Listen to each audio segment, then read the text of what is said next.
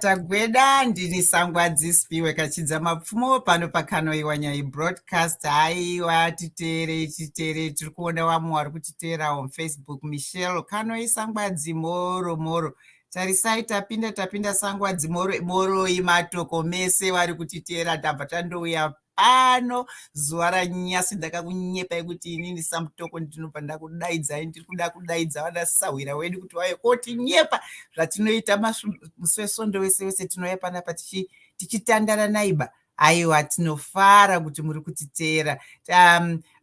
Ibvai matitaura kuti where you following us from. Wana Michelle, I know Michelle is in Canada.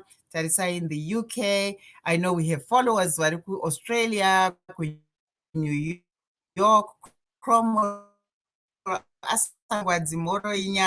Moro Cromwell. Let us know where you are following us from, so that we are reaching out to as many people is fabulous. And I'm glad you all are following us, and tell other people, like and share, so that people know we are live now, so we can talk about the issues that are very important to us. Wari kwa mutoko tikukudaidza wana manduwe, wari kwa katsukunya pamutoko, kususwe, kubonda, kunyamapanda, all those mabuja ese uyai wana nari, wana shumba, wana soko, wana moyo mese. Titere as usual, follow us and share with other people. Cromwell, you're in New Zealand. Fantastic. Great. Saka, nyasi pano pakano yowanyai. Tine murendo wedu. Our guest today is Edwin Masimba Moyo, Dr. Moyo, who is a blueberry farmer in Marondera. And I've invited him to talk to us about what he's doing in Marondera.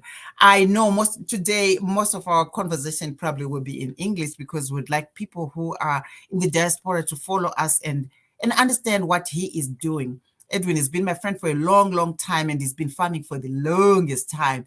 And I invited him because what he is doing is quite unique.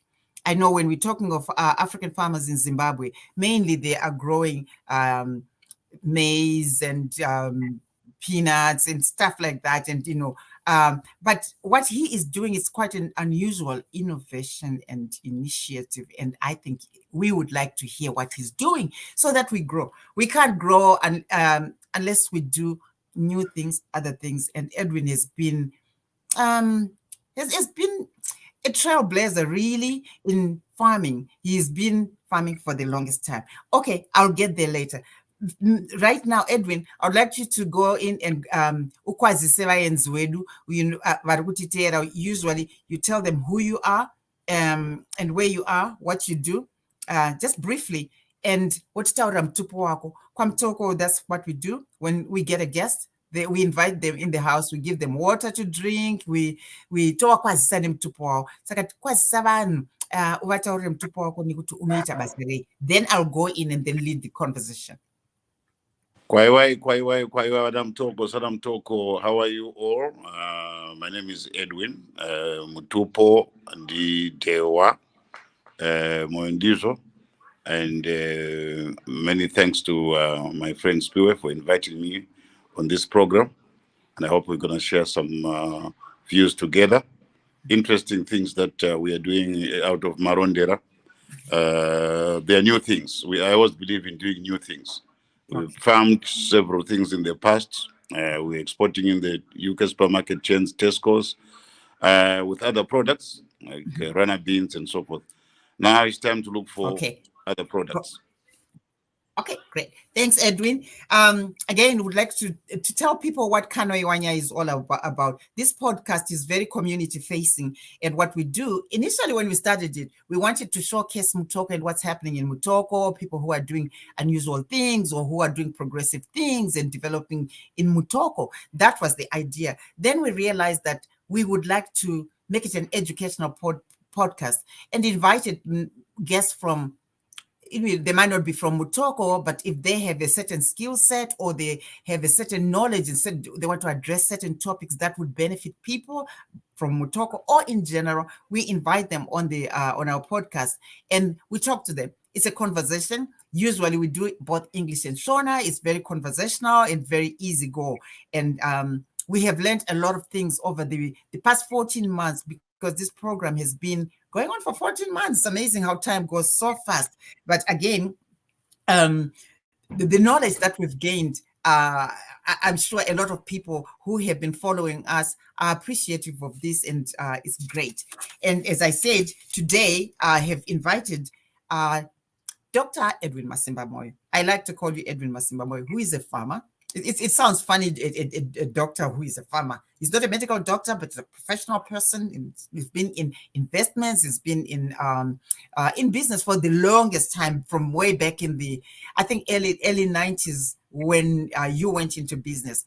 And I know right now you have an amazing thing that you're doing in Marondera, which is farming. And Marondera is mostly known for tobacco farming, yeah, because the land, the soil over there is sandy loam soil. But you have embarked on something a bit different. I know you do a lot of produce such as strawberries. You do strawberries, you do peas, yes. you do a whole lot of things. But anyway, I shouldn't steal the thunder. It's you to tell us what you do. And you moved to Marondera back in 2001 1996. 1996. 1996. Okay, yeah. Now go in and get on with it. Tell us, what are you doing? What is Nhimbe Exports? Your organization is called Nhimbe Exports. And I know right now you are on a different level. You are trying to source some money, and it's a whole lot of things that you, but first go in and tell us what Nhimbe Exports is all about. What is it all about? Blueberries are not really something that ordinarily people grow, right? And we know that they are very high in antioxidants, and everybody, like here in the diaspora, it's big deal. Everybody's talking about it. Strawberry, blueberries, they are good for you and all that stuff. There's a huge market overseas for blueberries, but it's not too many Africans who are doing that. Go in and tell us. Okay, so first of all, I'm an extension of Mutoko. I'm just about a few kilometers away from Mutoko, which makes me a Toko. Mubuja is called Mubuja. That makes you Mubuja. Yeah. So I started farming in as way back 1996 when I first bought my first farm in Marondera. And we were farming then, exporting into the UK supermarket chains.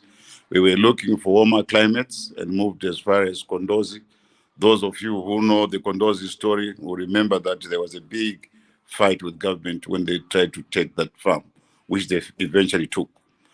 But besides that, we have been big employers. We're employing at some stage 15,000 people. And we had lots of outgrowers in Mutoko. We used to grow lots of vegetables.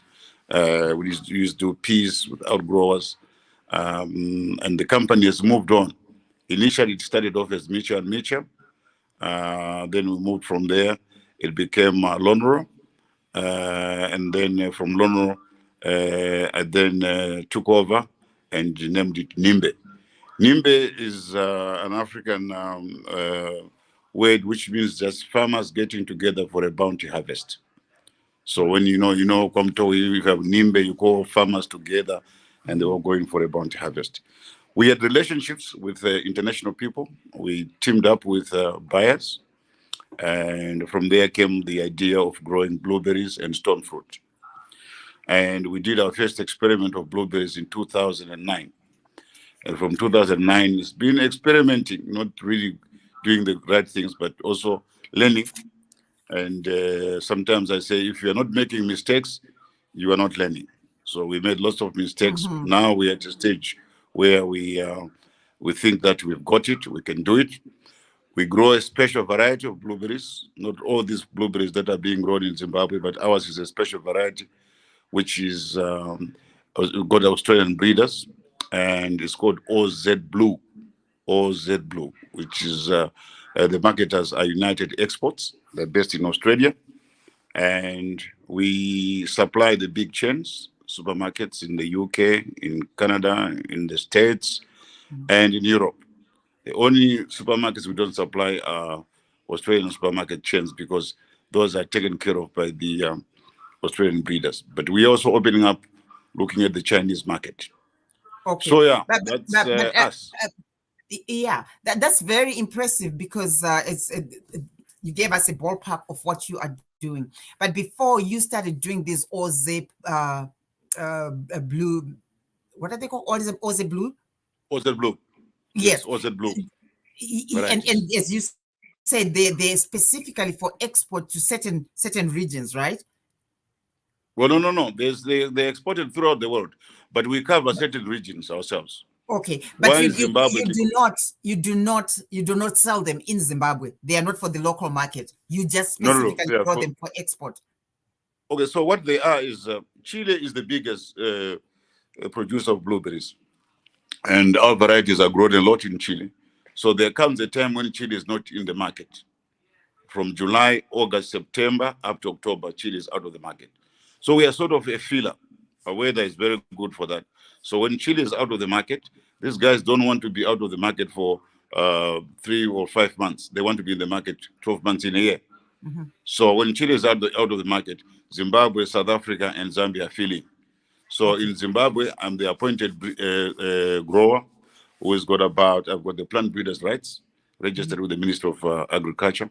In Zambia, there's one grower there, Graham Ray, who is a former white Zimbabwean farmer, is growing there. So in South Africa, there are many others. So the reason why this is so is because our blueberries, the varieties that we grow, have got long legs. So they've got a long shelf life. We can take them by sea because it's cheaper to take them by sea, and they can take the last trials they did would take 8 weeks on the sea, and still have 3 weeks of shelf life. So I mean, no other blueberries can do that. Slow down. What you are saying is that these Aussie Blue, they are really good in the sense that they have, you can export them 8 weeks and they'll still be fresh and still be okay, and still have 3 more weeks before they go bad. Besides the point, yeah, and besides that, they are crunchy. They are crunchy, good and sweet. Not the sweetness but the real sweet that you love. Some of them, most of the blueberries that are grown up, some of them are bitter and soft, but these ones are crunchy, and they're different from the others. So we grow a variety called Julieta, which is we planted now, and that's the one that we're trying right now, which is on the market. But Julieta, you can sell it in Zimbabwe? No, unfortunately not. It's all export produce. And you see, our policy is that it's picked once. The blueberry is picked by 2 people. The first person who picks it is the person who picks it from the tree onto the harvest box. The second person who picks it is the one who's eating it. So that's it's really just it's nice when you look at it, and the system itself is very good. We are going to be employing about 5,000 people for the hectares that we've been given. We're given about 200,000. 200 hectares. Is that how big your farm is? Is that how big your farm is? No, we're operating on 3 farms. So we're operating on 3 farms. The first farm is 1,050 hectares. The second one is 800 hectares. The third one is 600 hectares. So are they all your farm? Is that land all yours, or you are partnering with some neighboring farmers? So what happened is that the 1,050 is my own farm, which is private land, because I bought that one, and the other two are on 99-year leases from the government with my partners. All right. Are they all Yeah. black? Are you all No, black? the other two partners are white White Zimbabweans. Zimbabweans. Yeah. Okay. All right. Well, now, so tell us a little bit more about this. When I spoke to you earlier on, you told me that you are setting out to have the largest crowd sale in Africa. Tell me a bit more about that, because what that sounded like is you're crowdfunding to get money to get this thing going, right? Yeah.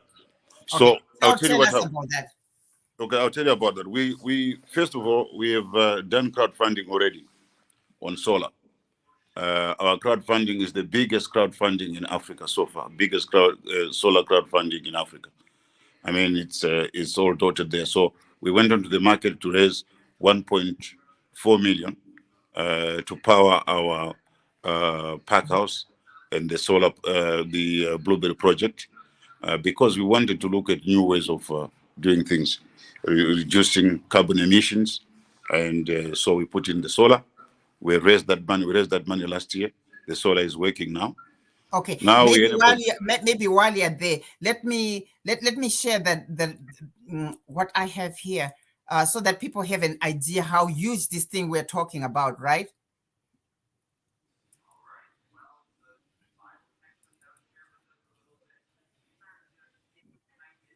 Just one moment. Yeah. There.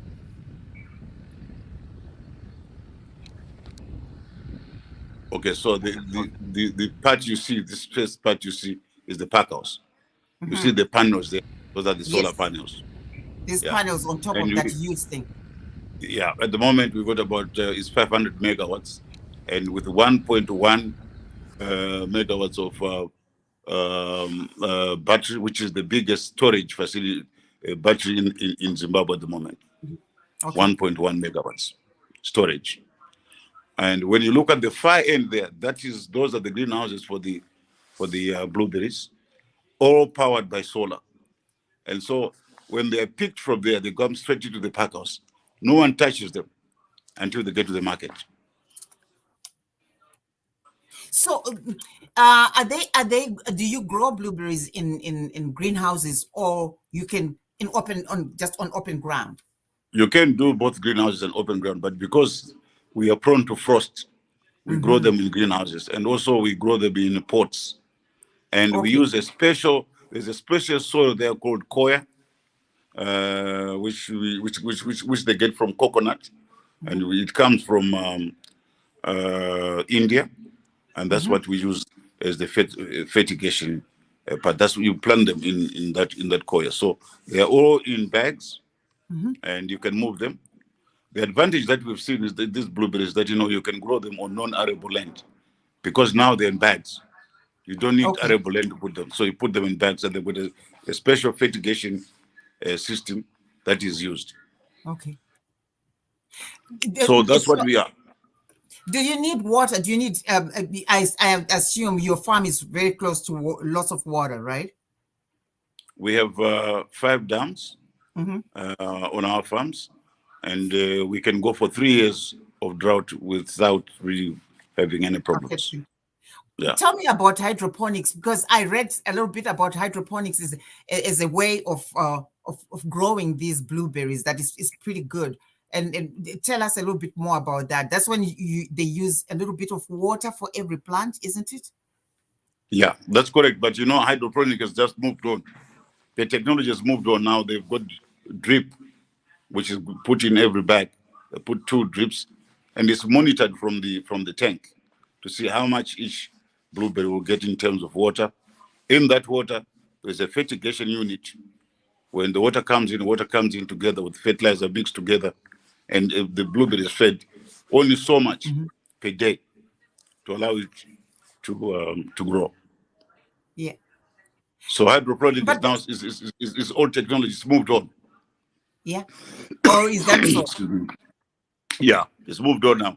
The new technology now is just put them in pots, and then the 2 pipes that you put in there to irrigate the plant. But it's all controlled from the fertigation unit.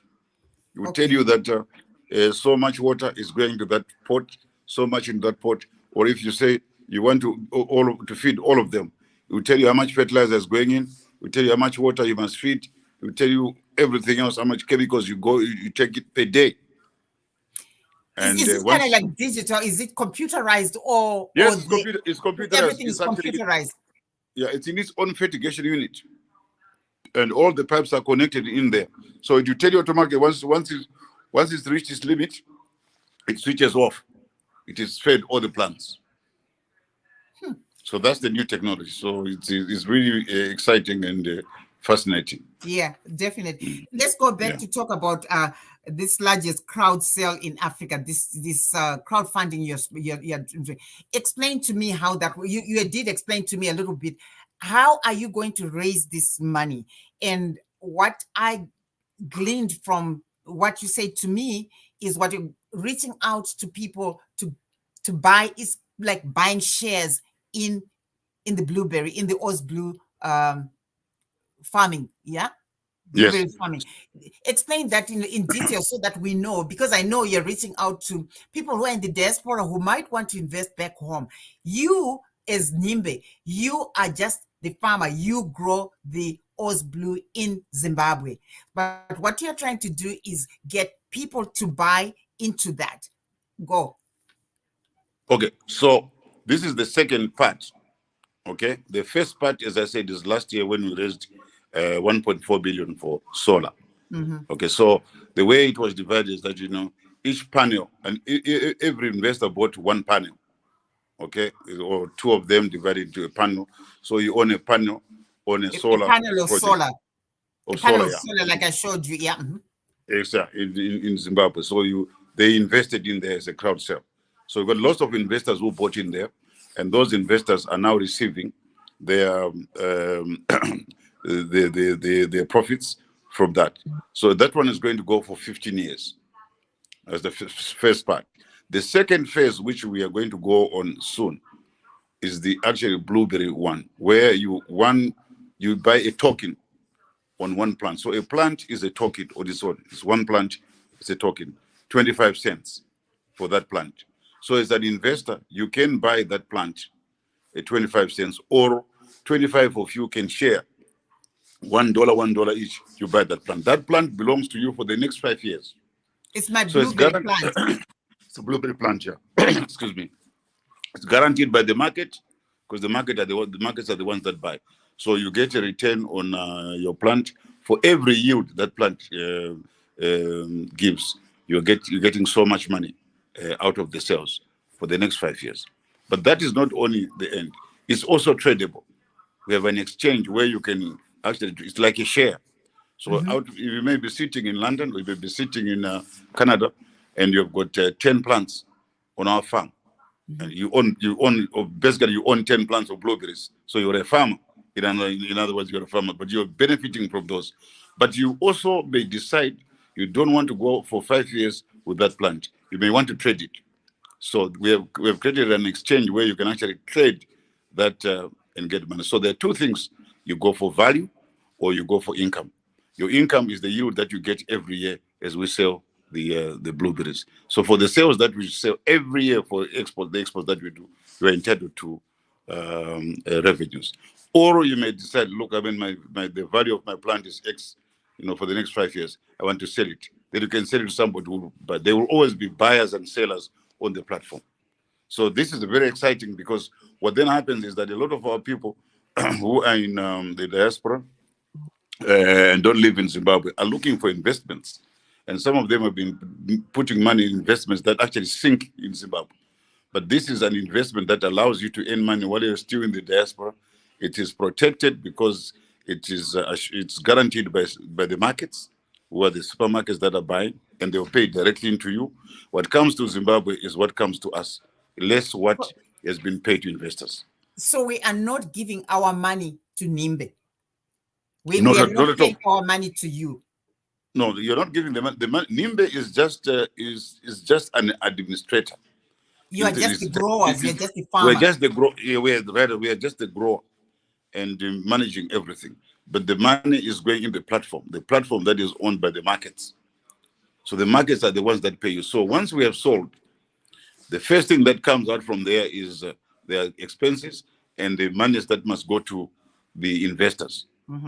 What comes to us is less what has been paid out to investors. Every month, investors are paid for the period that we're exporting as June, July, August, September, up to about October. 4 to 5 months. Every month, the plant pays you for that 4 to 5 months. Plus, you've got value. But it's not paid by us. It's paid by the markets. So there's no way that we would even run away with your money because we won't have it. The markets have got the money. And what the markets will do is that money, as soon as they have raised it, they will invest it in equipment, infield equipment that comes in, and the plants that will come in for us to plant as blueberries. It's also insured. So you're guaranteed. But it's also like you don't just go to the market and start raising money like that. You've got to have a good record for doing this. Yeah. A track record. Yeah, because I can imagine that it's like an instrument, like an instrument which they're using to raise money. Yes, but also you it's like even when you go to the stock exchange, you have to to be admitted, you must produce 5 years of audited financial statements and so forth. You have to be reputable.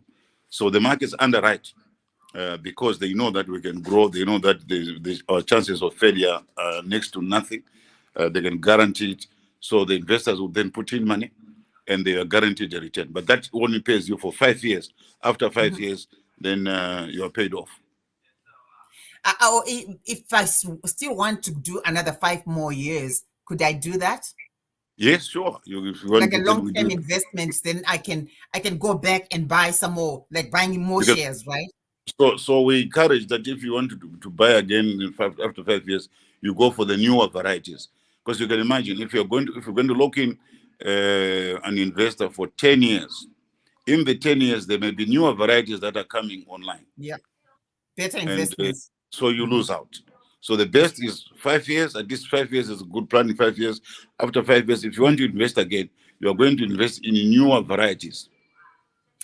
You told me a little bit about Bitcoins. That if I want to buy, say, 100 blueberry plants, if I want to buy like 500 of those, I can only buy them through Bitcoins. Can you explain? Okay, so this is a Bitcoin offer. It's a Bitcoin token.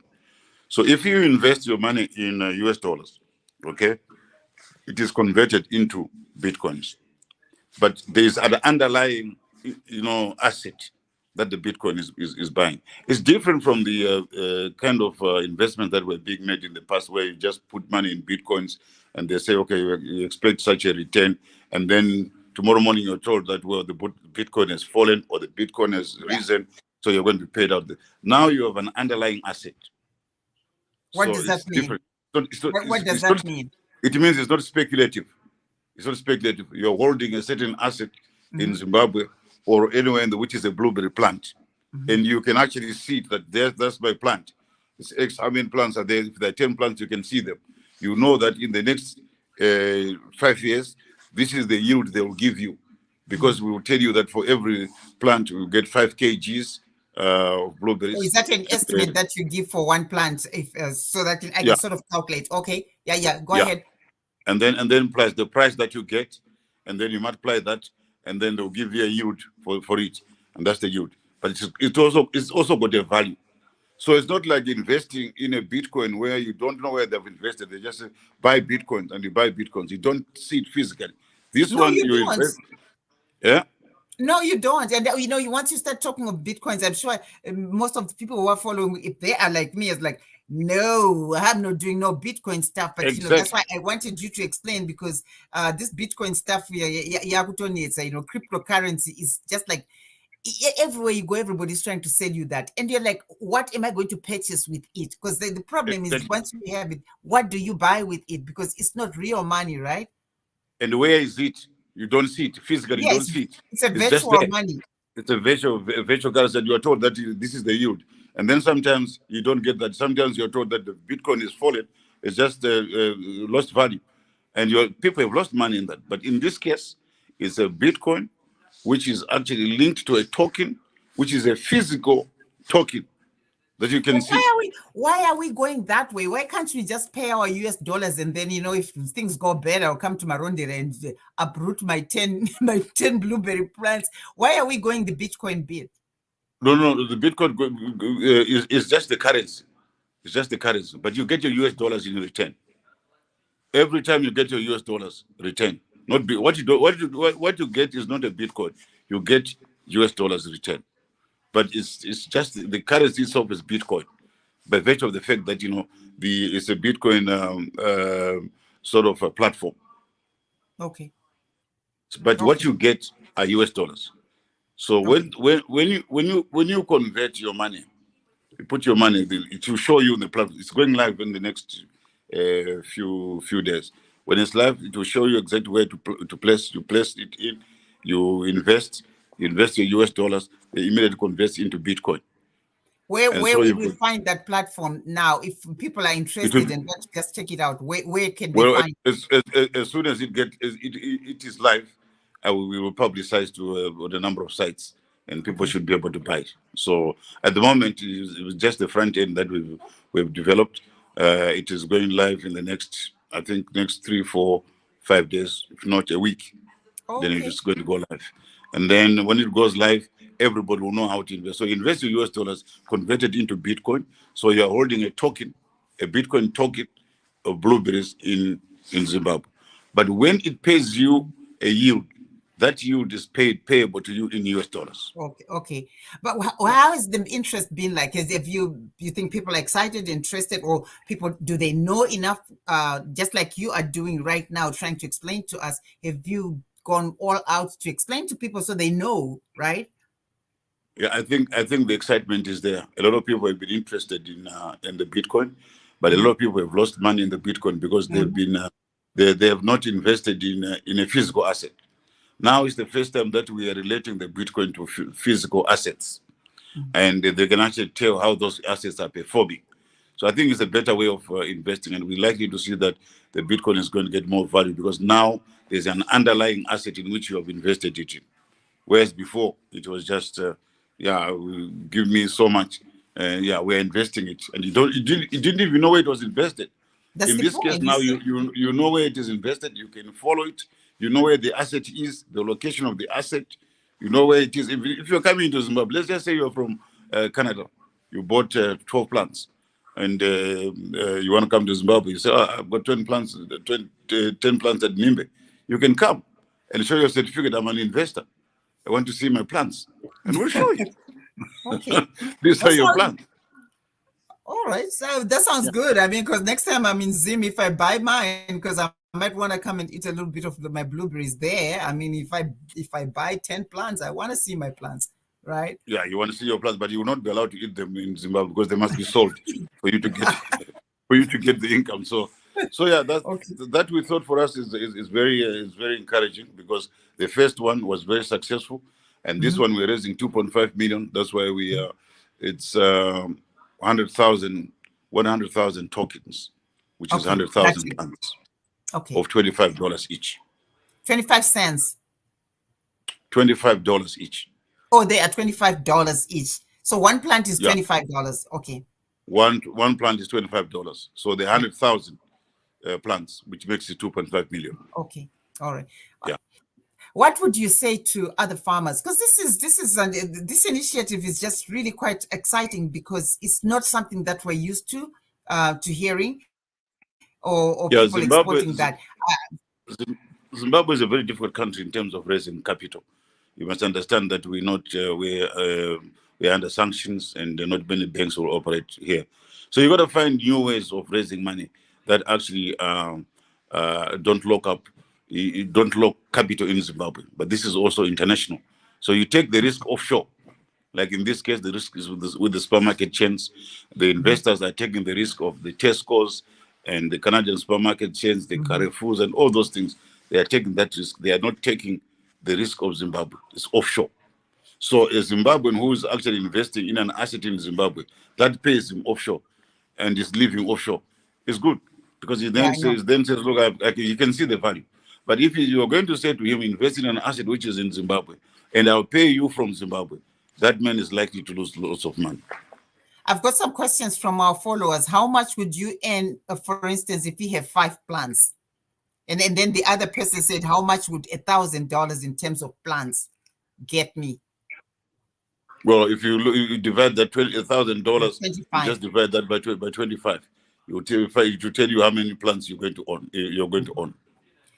So the yield itself, you will see it as it is on the platform as it goes live. It will tell you the yield that you get, your yield for the next 5 years. It will also tell you the value of your token at launch, second year, third year, and so forth. That's why it's tradable, because there will be other people who will go for value and say, look, I think this is very good. They will come to you and say, Spirit, may I buy your token? How much are you offering? So much. They may offer you more. Then they buy. They're the ones that wait until the end of 5 years. So it's tradable. It's liquid. It's tradable, People just can like my trade shares, just like with shares. Just like shares. Okay. All right. This is news, and this is new. I'm sure everybody who's following also feel like this is new stuff that we didn't know much about. So now tell me, while you're at it, I did see some pictures that you sent me of the people who are working for you. Are those people from the locale who are working? So what we do, it's all local people. But I think now what we're going to do is we're going to expand because as we move to about 200 hectares, the labor is going to be more. We're going to need more people. So we target between 5,000 to 10,000 people. Right now, how many do you have? 1.5. So those are working for you to pick the blueberries. Those are working for us to pick the blueberries, to do the tobacco, to do the peas, to do the stone fruit and so forth. But for the blueberries alone, we'll need 5,000 people, 5,000 to 10,000 people. Do they stay there, or they live in their home somewhere else in the villages and then they come to work? Do you accommodate? So we have a 10-hectare plot which we are developing right now to build houses for them. So when they come in during harvest, they stay in those houses. We feed them. They don't cook for themselves. We feed them. They just come and pick the blueberries, because they've got to live under a very clean environment. We are audited by the supermarket. We are audited by the supermarket chains in terms of how we look after them, because they are picking food which is going to be eaten internationally. So we are audited by the supermarket chains. They look at how they pick the fruit, how they are looked after, how we feed them, all sorts of things to make sure that at least they are protected and the environment is they protected. have a certain standards that have to be followed, because it's different, right? Yes, even the way if we must have toilets in near the fields with running water, taps and so forth, where they can wash with soap, because it must be under a very clean environment. Yeah, because you don't want people having hepatitis A. So it's an industry that is coming up. It's going to grow big. At the moment, we are starting, and it's going there. But we got about now about 40 hectares, which are going to put another 20 hectares. That will be about 60, and we are moving up to about 200 hectares. How long do you think it's going to take you to move up to 200 hectares of blueberries? Until 2025, we'll be on 200 hectares. And then how do you see that? How are you excited about it? How are you seeing that playing out? Very, very, very excited, because then we'll be looking at other bigger markets. Zimbabwe and Zambia alone can combine to supply China. And China is a huge market. And we've been talking to the Chinese. They have offered us an opening for us to go there. The Chinese customs department will come and look at our storage facilities. They'll come and look at our cold shed. They'll come and look at how we grow the blueberries. And they have already agreed that they will allow us Well, particularly for we hope they don't take over, because the problem is each time we look at us in Mutoko there, the problems that we've been having with our black granite. They go there, they see, they buy everything, and then they leave you out. I would like to see more people joining you, more Zimbabweans joining you, where you can actually exporting the stuff to the blueberries to China, instead of the other way around, where they come and, then they feel they can do it themselves. Then they grow the stuff here, and then they sell it to China, because that's a big problem, right? Yeah, don't worry about that. They will not get the licenses to do that, so they will end up just as consumers. So we had that before. The breeders are very careful, very strict about that, and they would like the nationals to benefit. So there will be a big rollout as we go, and I will not be surprised if one day we are growing blueberries in Mutoko, because we're just next door. I know that, because we're in Mashonaland East, and I would like to think there's some people who are growing tobacco in Mutoko, meaning it's still the same sandy loam soil which is there, that, if somebody could start again, okay, but it's a big industry, really. It's big, it's huge, but it's possible. Or maybe other people can grow. The only difference with that is that for the blueberries you don't really use the soils, because you're using pots where you put in coir, because you've got to control the diseases. It's easier to control diseases when it's grown in a pot than when it's in the soil, because anything can come up in the soil. Also, if you put it in a pot, in a pot, you put them in pots, and the soils there are controlled. You can control the diseases in terms of what you're putting there. But if you put it on the ground, if you just put them in the ground like that, they will be subject to any other disease without you knowing, because anything can happen in the soil. But this is controlled soil. I was looking at your website, and I tried to download one of those Vimeos, which is brilliant, which was done by Voice of America for you, talking about Nhimbe, and I couldn't. But what I saw there was massive land where the blueberries are, right? So are you saying all those are in pots? Yes, they are in pots. The whole field is in pots. Yeah, pots and weed mulch.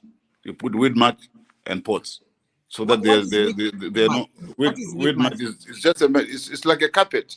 When you're in a house, you put the carpet there. There's just a weed mulch, which is a mat that actually covers the weeds, so that weeds don't grow.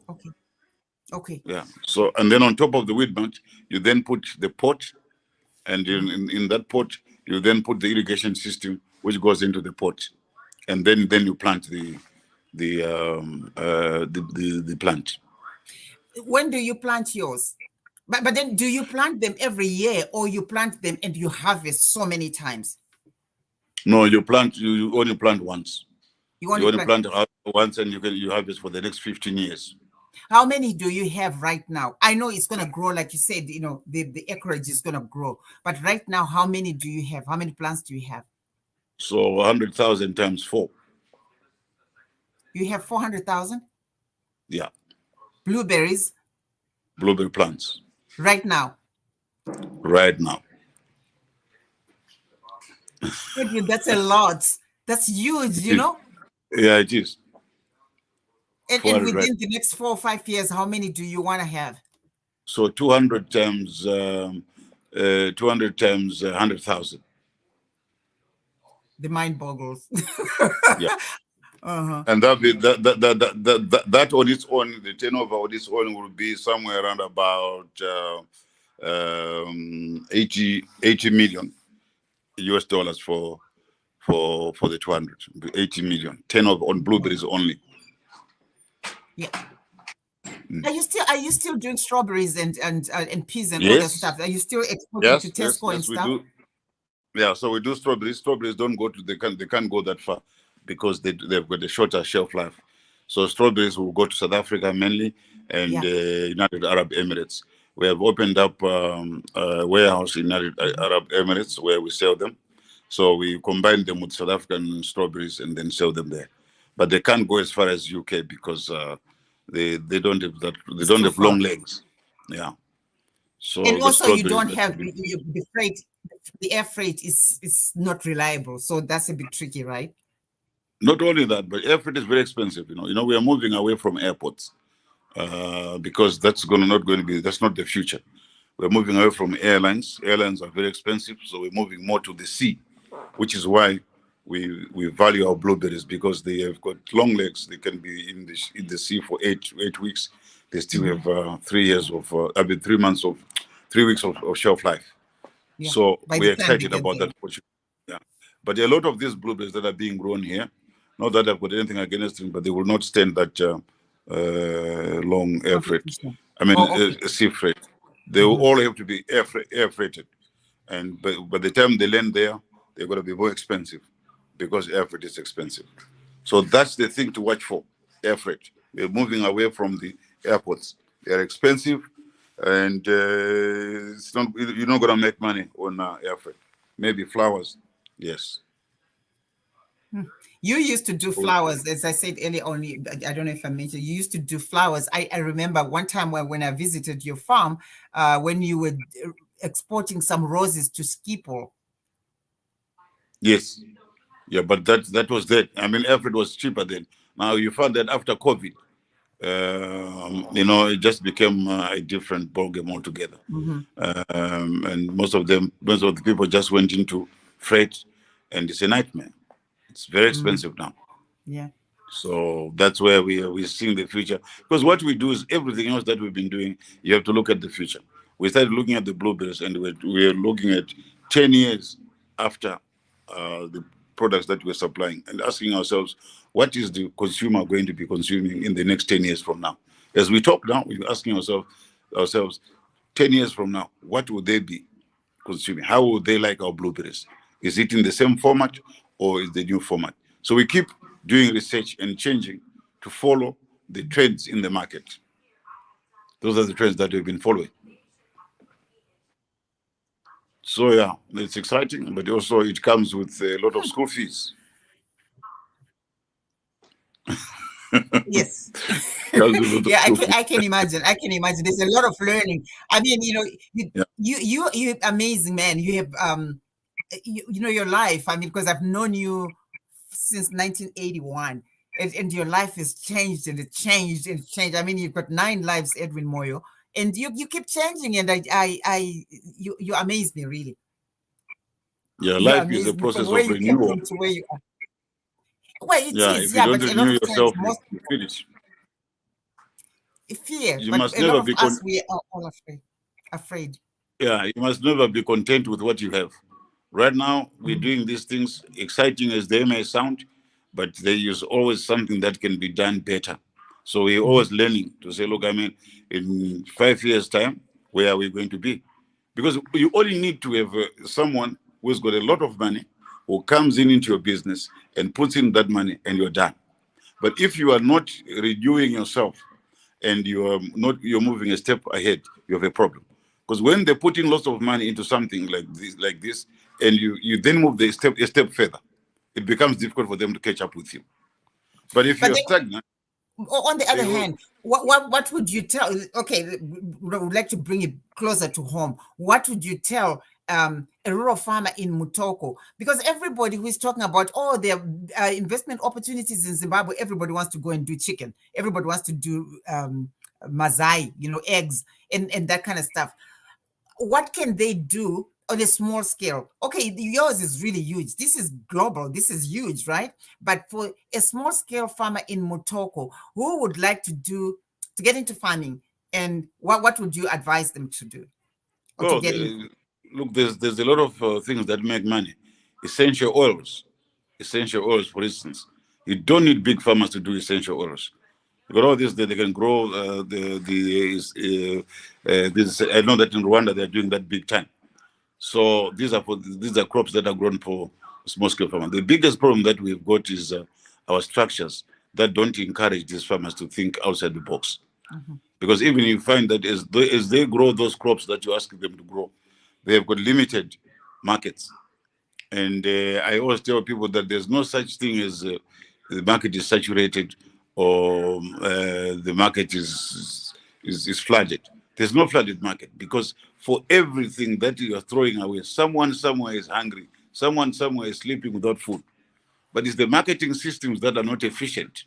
So we need marketing systems that are efficient. If we have marketing systems that are efficient, tomatoes on their own in Murewa, in Mutoko, even garlic, even those small crops they grow, if the marketing systems are efficient, there'll be enough to give them enough money. But the reason why they will be limited to chickens is because that's what everybody's thinking about. That's why that's what they can attach to someone selling. But at the end of the day, the price of chicken falls because there are too many suppliers. But there are people somewhere in the world who are sleeping without food when you're throwing away chickens in Zimbabwe. So as the marketing systems are not efficient, unless we learn that, we will be doomed.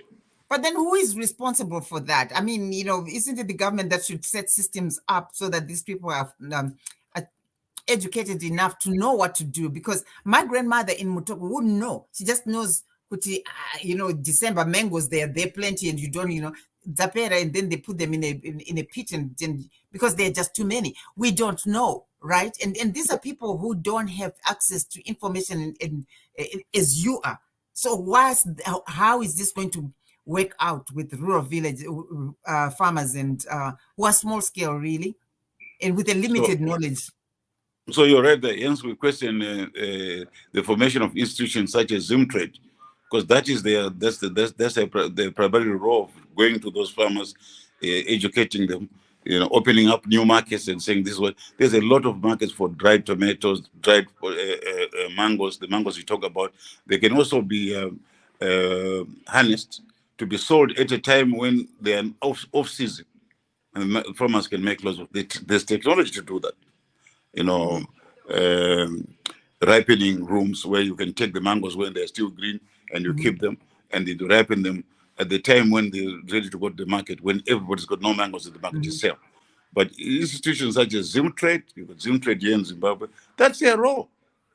I mean, they're paying tax, they've got taxpayers' money which they're using, and they're not. What are they doing? They're supposed to be doing this thing. They're supposed to be advising those farmers. Their okra is big business. Okra can be grown from, but someone somewhere is not positioning it in a market that pays. So that's the problem. That's why I'm saying marketing systems are not efficient. So you have a Zimtrade that is not efficient, that is not talking to the farmers to produce what is required in the market, because they don't know where the markets are. No, they don't. They just don't have that capacity anyway. They just need somebody to hold their hand and advise them, teach them, and train them, and set systems that are workable. Because I mean, it's something else to talk about it when they have no idea. My grandmother wouldn't know what you're talking about, exporting some stuff to Qatar or wherever. But if they are educated and they're told, and it's done with them, I'm sure it's doable. We have got very good farmers in Zimbabwe, particularly women. All those small-scale farmers you give them a task. Yeah. Ask me, I've done that before. We have given them products to grow for the Tesco's market. In Kasho Valley, in fact, 500 farmers were producing product that was going to the UK supermarket chains. And they were producing better product than we were producing ourselves. As farmers, as a big as scale. farmers, yeah. Yes, as a small-scale farmers, because they have put their minds to it, they've applied their minds to it, they like it, they love doing it. Whereas we are using people who we were paying to do it. Well, you call them labor, whatever. But they're doing it on their own, and it's for their own good. So they do a better job than the people that were paying to do it. And also when they're compensated, then they look forward to it. And, I know what was happening in Kondozi. All those women around, those people around, they knew when they do this, they'll be paid. Yeah, but you see what happened, what we had done there, we created an economy on its own. Because then those people were selling, they were earning US dollars. Because they were earning US dollars, the supermarkets went in there, the banks went in, schools went in, clinics went in, because these guys could afford to pay for their services. Yeah. So that's development. But without developing them, there's nothing that's happening. They can't pay for their education. They cannot pay for their health services. They can't pay for groceries, because they used to travel from Kasho Valley to go to Mutare, sell their tomatoes. After they've sold their tomatoes, some of them would be thrown away, but whatever they've sold, they then buy bidding meal and go back to Kasho Valley. When we went in, we said, stop everything. everything happens here. So put in a cold room, they were growing and selling there, and you were paying them on the ground. So what happened? The banks had to follow because suddenly there was cash there. The supermarkets had to follow because there was cash floating there. And the schools had to follow because these guys now could afford to pay for anything. If they've got cash in Mutoko, which is sitting there, everybody follows to go and handle that cash. And the banks would take it to the system. So these are the systems that we need. That's what we need. We've got very, people who understand what they're supposed to be doing, people who know what they're supposed, people who, when you give a task, can do it. But they're let down because there are no efficient marketing systems which can actually take their product to the markets. But they will do well. They will. You see how time goes fast when you're learning. And I see we're really trying to wind up now because I was hoping I'll be able to play a little news item here, because I tried to do that the other time and it didn't work out. I tried to share with people from Mutoko information on what's going on in our area. So I'm going to do, let me see if this is working, this news bulletin.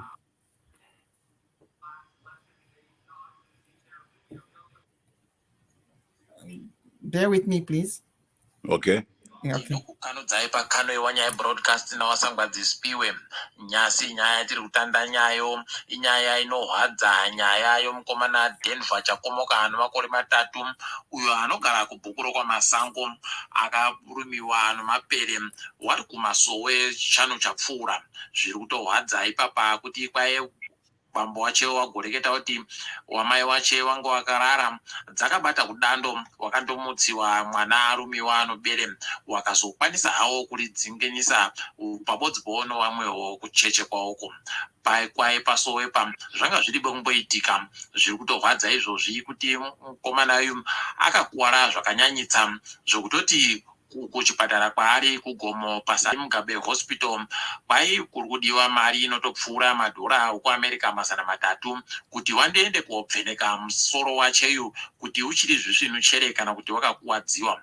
Pari bagoziva kuti mari iyo yati yaboyeka chere ipapa zviri kutorwadza maziro edu paribe chisvinu chati chaburika wabambo womwanayu wari kuita kusayapo kuringa izvezvi nokusaya chokuita chaicho nokuti pari kuda rubatsiro chairo. Nyaya yechipiri iri mudariro nyasi inyaya yanetsa mazuva 2-3 apfuura ya nyaya yezvigumwe kuti kwai vanhu vari kuenda kochekiwa zvigumwe wachibva wapuwa dzimotika unotosaya kuti zvinhu rudzii zviri kuitikazvi. Makuna huna yakadai tati tayaona ba tati tayambwa ba tati tayaona achiita kutekeshera kunge chirwere chodziwa mupengo kudari zviri kutoita kuhwadza kuti ipapa pari bakunyatsonzwisisa kuti chokwadi chere chiri kuitika chi kana kuti mapwapwa ari kundoreketiwa nevanhu kana kuti chiri chokwadi vanhu vari kuita zvi vari kuromba bachere kana kuti vari kuita sei nokuti munhu anondokupa makutukutu omari nokuti wamupa kagumwe iye ari kuboyei pauri kumupa kagumwepo pari bagoziwa. Ipapa wamwe wagotoreketa kuti kwai kuno mhuko dzinozopuwa ikweyo kuti wapuwa kagumwepo wawapa kagumweko kuti zvii zvinenge zvazoitika mhikodzo pari bako ari kudzireketa kuti mhuko rudzii charamba takaringa kuti zvinenge zviri kudini. Idi mabu yangu aiwa ngatikurukurei tiri pano pakano iwanyaya broadcast. Ndini wenyu mhanduwewo nawo mazvinzwirawo zviri kuitika kumusha uku. Hatizive kuti nyaya iyi ndeyechokwadi here, asi nyaya yezvigunwe yanetsa yanga ichingotenderera mumasocial media mese muchingoteerera kuti what's going on kuZimbabwe. But nhasi pane ino nguva toda kutenda Edwin Masimba Moyo auya kuzotitaurira nenyaya yakadzama yema-exports, blueberry exports yaari kuita kumarondera. Thank you so much, Edwin. Would like to thank you for coming to talk to us and brief us and educate us on what's happening with your export project in Marondera. And we can only learn from what other people are doing.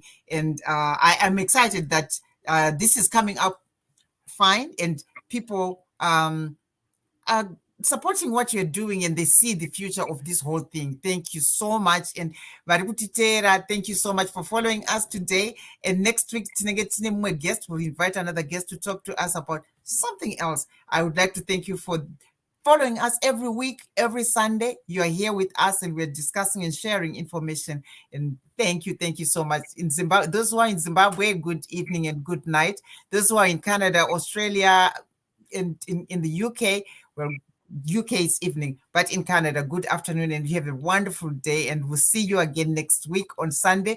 Ndini Sangwa Dzispiwe Kachidza Mapfumo pano pa Kano Iwanya broadcast. Thank you.